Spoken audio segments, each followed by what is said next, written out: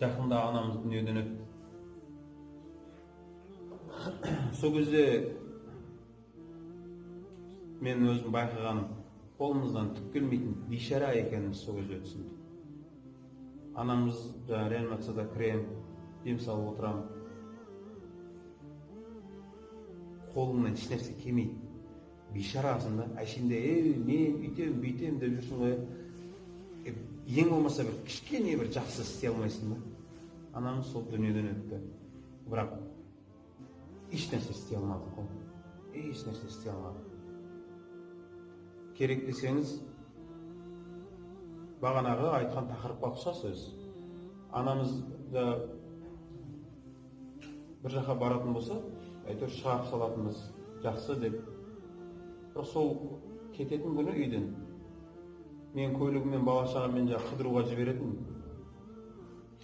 Сонда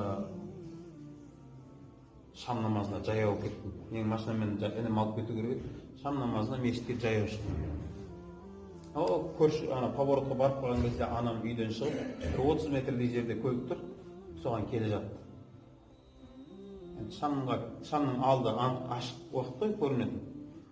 Ашын кездерде әйтеуір жақсы деп шығарып салатынбыз. Сол кезде бір шайтан азығы ғой. Бармадым ше. Бұрылып тұрдым, көрініп келе жатыр, маған қарай келе жатыр. Кішкене барсам, мүмкін мешітте емес, үйде оқи салатын намазды.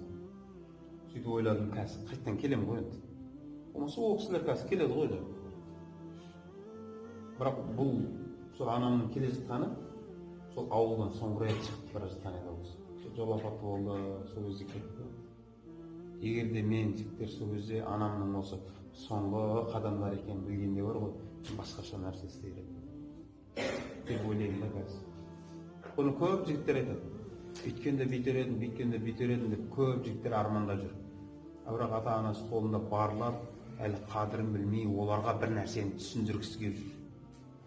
Жігіттер ешекпен жүрген аталар ше бізден 1000 есе артық. Біз қазір компьютермен дамып кеткен шығармыз, бірақ бізде мейірім деген олардағыдай жоқ. Олардағыдай жоқ. Сосын жаңа айтқым келгені ғой. Әр адаммен қоштасарда, соңғы рет қоштасқандай. Қоштасса білмейсің екен. Анамды күніге жатар кезінде айтып, барып маңдайынан сүйетін, көзінен сүйетініміз, бала-шағамызбен барып, қайырлы түн дейтініміз, ол бізге дұға қылатын. Кеткеннен кейін 2-3 күнге шейін нәрсе білінбейді. Адам келім-кетім көп қой.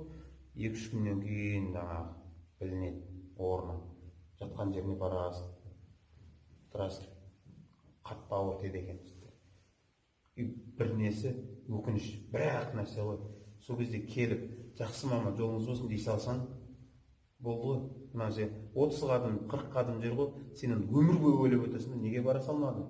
Неге бара салмадың деген нәрсе ше. Сол әр адамның қадірін білейік.